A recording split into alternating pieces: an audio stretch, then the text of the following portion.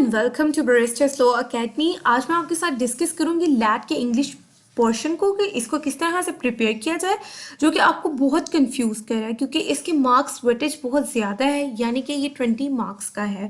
आपकी क्यूरियसी कि आपको लैट के इंग्लिश पोर्शन के बारे में बताया जाए और जो है आप लोग इसमें किस तरह से फुल मार्क्स ले सकते हैं, आपको ये भी बताएंगे क्योंकि बहुत से स्टूडेंट्स इसमें बहुत कम मार्क्स ले रहे हैं। इसलिए ये ज़रूरी है कि आपको बताया जाए कि आप इसकी तैयारी कहाँ से कर सकते हैं और कैसे कर सकते हैं। आज हमारा जो स्पेसिफिक फोकस होगा वो इसके एंटोनिम्स, सिनोनिम्स, प्रपोजिशन और ग्रामर रूल्स पर होगा। इसके साथ ही साथ हम इंग्लिश एसे और पर्सनल स्टेटमेंट को भी डिस्कस करेंगे।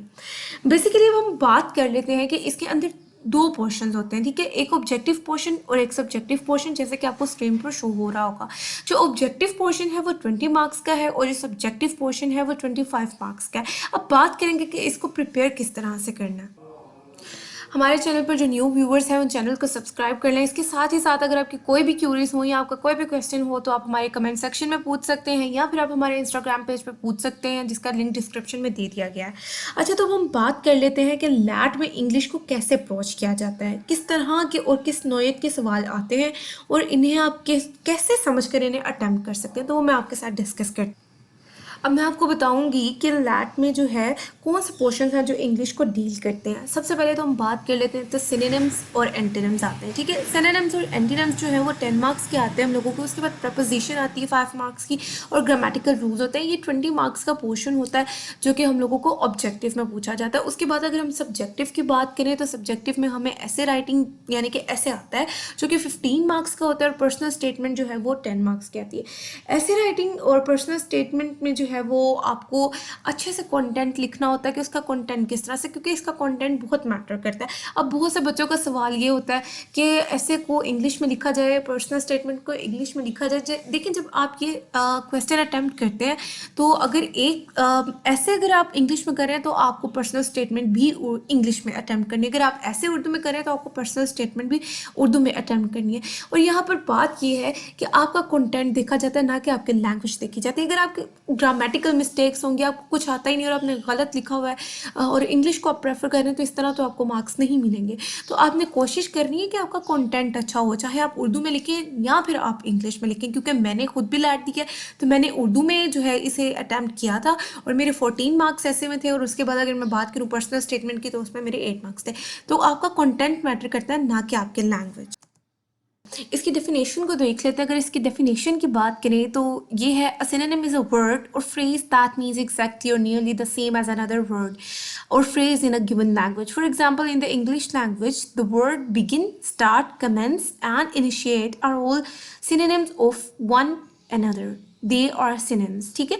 अब मैंने बात ये की है कि synonyms बेसिकली होते क्या। अगर इसकी उर्दू में बात कर ली जाए तो इसे अल्फाज मुतरातिफ कहते हैं, यानी कि एक वर्ड उसका सेम मीनिंग अगर हम लिखते हैं तो वो सिनोनिम होता है। सिनोनिम अगर एक वर्ड है हमारे पास स्टार्ट, तो स्टार्ट का जो हम अगर सिनोनिम देखेंगे तो उसके अंदर कमेंस भी आ जाएगा, बिगिन भी आ जाएगा, इनिशिएट भी आ जाएगा। तो ये जो 3-4 वर्ड हैं ये एक दूसरे के मुतरातिफ हैं। तो सिनोनिम बेसिकली ये होते हैं, ठीक है। उसके बाद अगर एंटीनिम्स की बात करते हैं तो एंटीनिम्स क्या है। Antonyms are the words that have opposite meanings.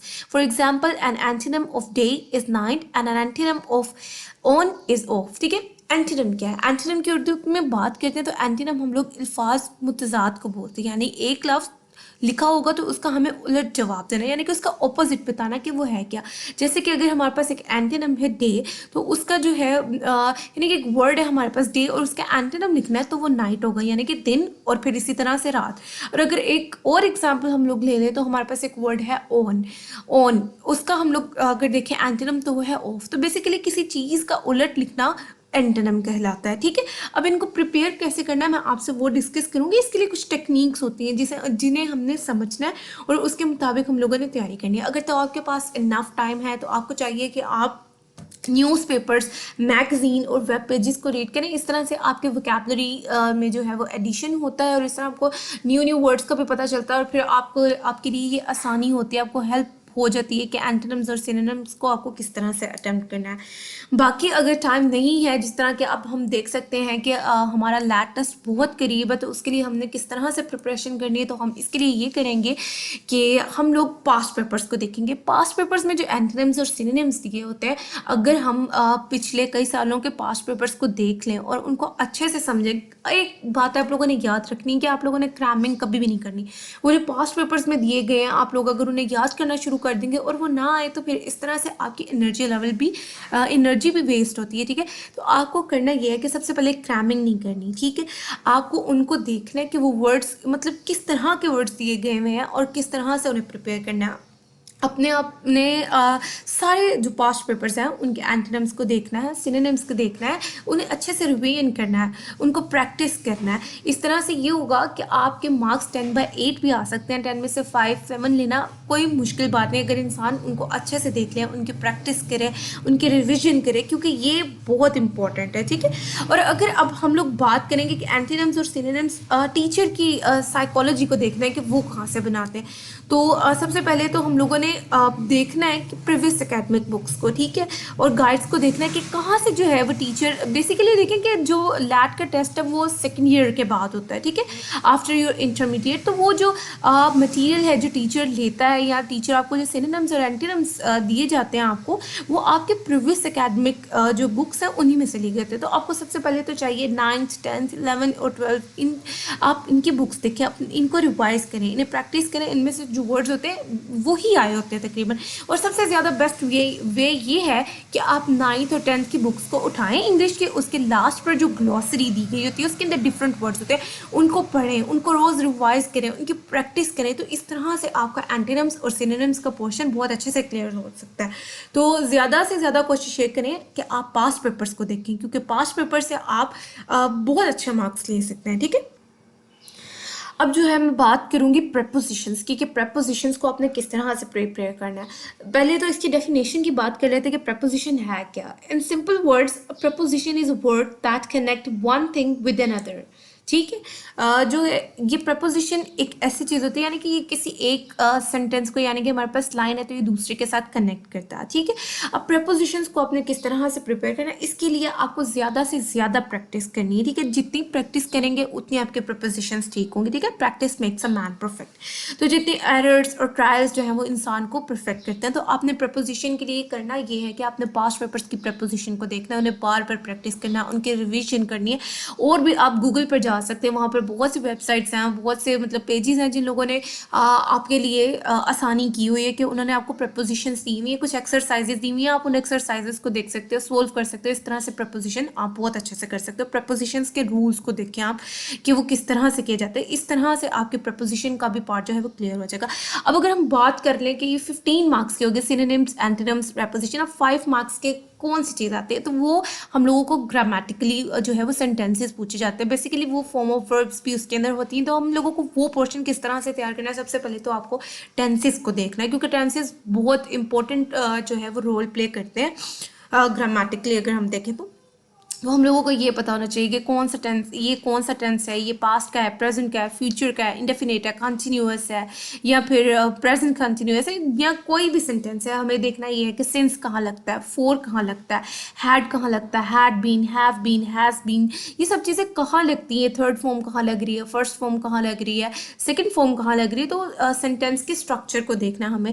आपने कभी भी ये नहीं करना कि अगर आपके पास MCQs आए और उसको देखें ना, देखिए आपने इसको एक मेथड के थ्रू, यानी कि आपने सोल्व करना है पेपर को। हमेशा आपने करना ये है कि आप लोग, अगर आपके पास एक MCQs है और उसके अंदर 4 ऑप्शन है, दो में आप डैम श्योर है कि ये नहीं है, उसको आपने निकाल देना, ठीक है। उसके बाद 2 रह जाते हैं। इस तरह से आपका होता ये है कि जो 2 ऑप्शंस रह जाते हैं उसके अंदर से आपको पता चल जाता है कि कौन सा है या नहीं, या आपको उसके आइडेंटिटी होती है, आपको पता है एक वर्ड की आइडेंटिटी होती है, उससे पता चल जाता है कि वो कौन सा। अगर आपको वो पता होगा तो आप इस तरह से अच्छे से उसे मार्क कर सकते हैं कि इसका ऑप्शन क्या है।